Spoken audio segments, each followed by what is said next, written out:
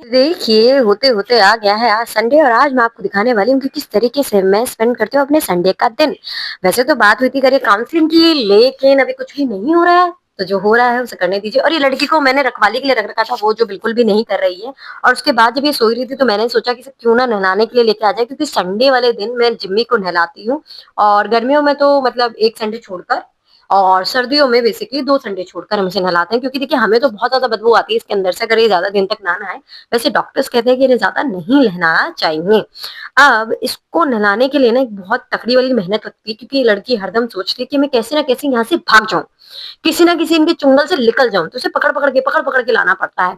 और उसके बाद जब ये नहा लेती है, फिर ये हो जाती है गंदी। ये मेरी बहन आई थी डिस्टर्ब करने के लिए हमें, दोबारा से इसे नहलाना पड़ रहा है क्योंकि ये अपने आप को रगड़ती है, तो इसने सारी की सारी मिट्टी अपने ऊपर लपेट ली है। उसके बाद फिर इसे पकड़ के लेके आई हूँ मैं, फिर इसके ऊपर पानी गिराया और फिर इसने हमने झट से कर लिया ऐसे इसके कपड़ों में कैद, ताकि ये अच्छी तरीके से सूख जाए, क्योंकि वरना इसे सर्दी लग जाएगी, सर्दियाँ चल रही हैं इसलिए। अब इसे आराम से सुखाया जाता है और फिर इसका एक डीप क्लोज़अप लिया जाता है कि कितनी ज़्यादा क्यूट लगती है नहाने के बाद, एकदम पोका-पकौड़ी लगती है ना मुन्नी। हाँ, हाँ, ऐसे ही लगती है। देखिए दोस्तों, मेरा कुछ नेचर है ना इसी तरह का है, तो मैं नहीं चाहती कि मैं कुछ भी झूठ-झपाट का कोई सिस्टम करूँ। तो मैं इसी तरीके से इससे बात करती हूँ, नोना पकोड़ा, और फिर इसे खेलना है तो फिर इसके साथ खेलती हूँ। और उसके बाद ये देखिए, इसको अपनी ही मस्ती चढ़ी हुई है, बिल्ली को ढूँढने के लिए इतनी एक्साइटेड रहती है ना, इसे बिल्ली दिख जाए ना, तो मुझे ऐसा लगता है कि इसका जीवन बन जाता है।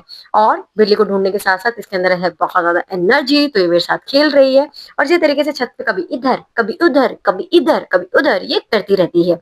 अब इसके बाद जब ये हम इसे नीचे लेके आते हैं, तो मैंने इसे कहा कि भई नीचे बैठ जाइए, नहीं मानी। ये आके कह रही है कि मैं तो आपके साथ पलंग पे ही बैठूँगी। तो मैं इसे डिस्टर्ब करती हूँ उसके कान में फूँक मार के, और उसे ना कान में फूँक मारना बिल्कुल पसंद नहीं है। तो मैं फूँक मार-मार के इसे वहाँ से भगा देती हूँ। अभी आप देखिएगा कि मैं इतनी ज़्यादा फूँक मारूँगी, इसने थप्पड़ भी मारा मुझे, लेकिन उसके बाद मैं ही जीतूँगी और इसे मैं पलंग से हटा दूँगी। और ये बेचारी बच्ची ने बहुत कोशिश करी पर ये मेरे से नहीं जीत पाई। उसके बाद मैंने सोचा कि क्यों ना ये देखा जाए कि जो हम ये काम कर रहे हैं, उसे करने का बेनिफिट क्या है? देखिए, बेनिफिट तो मुझे ऐसा लगता है ना कि हर एक चीज़ का जो भी आप अपनी ज़िंदगी में करते हैं, राइट? अब कुछ बेनिफिट बहुत ज़्यादा होते हैं और कुछ बेनिफिट बहुत कम होते हैं। अब यहाँ पर दुनिया चल रही है यूट्यूब चलाने के लिए, और अपनी लाइफ़ में ना मैंने कर ली है यार, पढ़ाई कर ली मैंने जॉब भी कर रही हूँ मैं, पर वो किक नहीं मिल रही है मुझे। तो मैंने सोचा क्यों ना उस किक को लिया जाए। क्या पता यूट्यूब में ही देखा जाए उसको कि क्या हो सकता है, क्या नहीं हो सकता।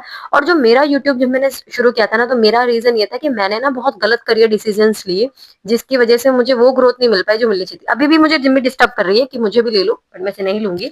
तो मुझे वो करियर डिसीज़न्स नहीं मिल पाए, तो मुझे ऐसा लगता है कि मुझे अपना एक्सपीरियंस शेयर करना चाहिए उन बच्चों के साथ 10th के, 12th के, या फिर जो भी कॉलेज में है उनके साथ भी। क्या आप जो कर रहे हो, क्या वो सही कर रहे हो?